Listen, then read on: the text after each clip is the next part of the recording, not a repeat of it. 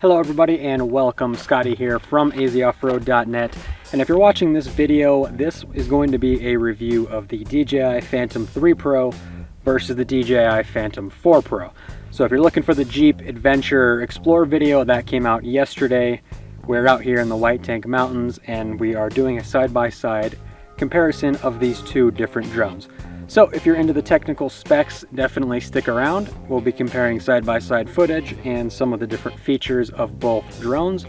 If you're not into all that stuff, you might want to skip this video because it's about to get very nerdy. I apologize. Now, aside from the obvious color difference, there are several physical differences between the two aircraft. So on the Phantom 4, you notice that the design of the frame, the airframe, is a little bit thinner, a little bit more aerodynamic than the Phantom 3.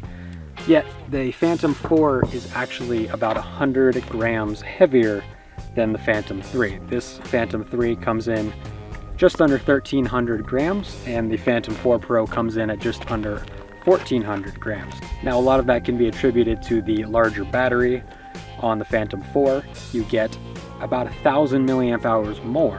So the actual rated flight time is about 30 minutes versus 23 minutes. Now, obviously that is dependent on how you are flying and environmental factors and the life of the battery. So you're not going to get ideal 30 minutes every single time, but you do get more with the Phantom 4 Pro.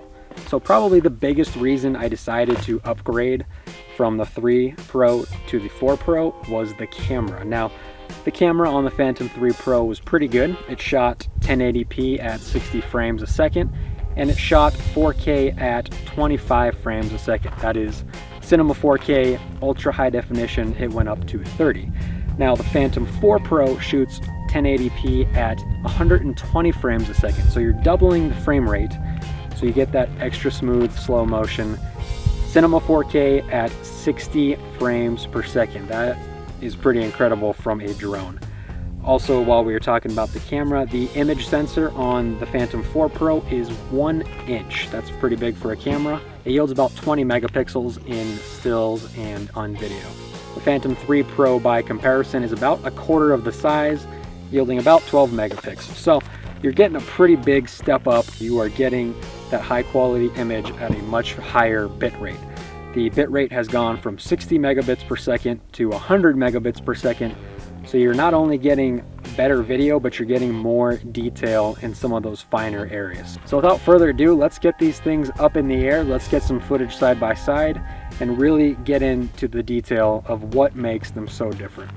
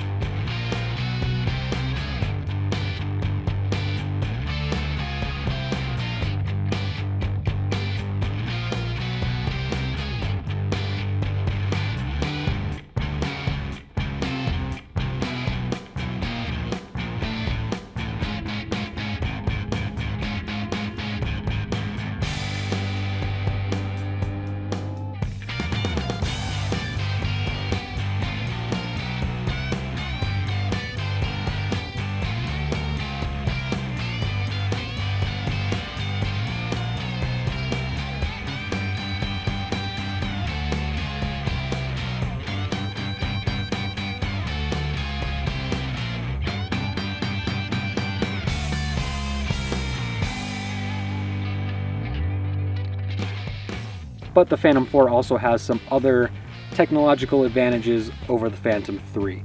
Now the Phantom 4 Pro has obstacle sensing in every single direction except for up. So on the side of the drone you have these infrared sensors on both sides.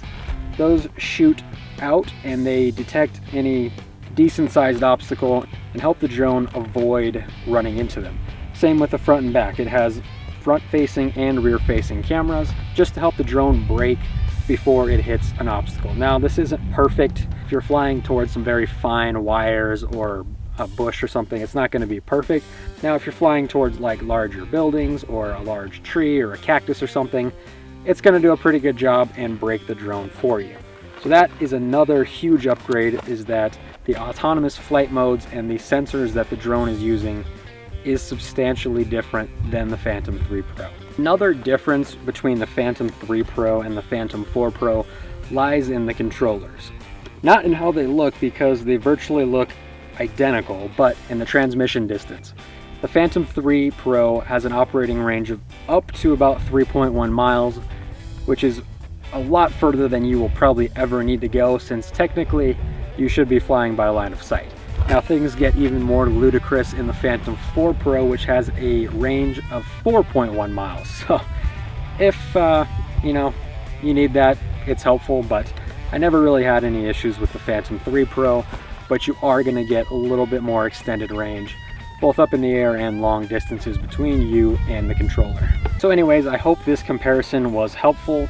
I wanted to do a physical side-by-side comparison while I had the two, because I will be selling off my Phantom 3 Pro and sticking with this as the primary aircraft. So big changes in the Phantom 4 Pro. If you're coming from Phantom 3 or earlier, I highly recommend making the jump. Yes, it is more expensive, but if you really care about the detail in your work, if you're going to be a little more serious about your work, maybe even have a little bit more fun, fly a little bit safer with the Phantom 4 Pro. So this video is not sponsored in any way by DJI. I just like drones, like to talk about drones, and we will get back to the off-road related, Jeep related content in the coming weeks. So thank you for watching this very rare AZ Off-Road review, tech review video.